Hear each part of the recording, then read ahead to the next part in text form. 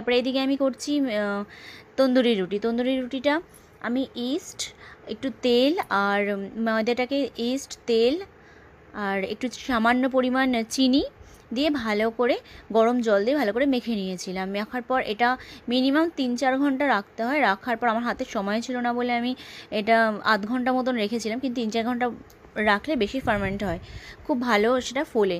তো যাই হোক, আমার আধ ঘন্টা রাখাতেও খুব একটা খারাপ হয়নি। তো আমি চাটুর মধ্যে এইভাবে তন্দুরি রুটিগুলোকে বানিয়ে তাকে একটু সামান্য বাটার স্প্রে করে দিয়ে দিয়েছিলাম। তো খেতে খুব একটা খারাপ হয়নি, মোটামুটি ভালোই হয়েছে। তো আমার ছেলেটা খেতে খুব ভালোবাসে। তো ব্যাস, আজকে তন্দুরি রুটি আর চিকেনটা করেছি। কেমন হয়েছে অবশ্যই জানাবেন সবাই। থ্যাংক ইউ ভিডিওটা দেখার জন্য।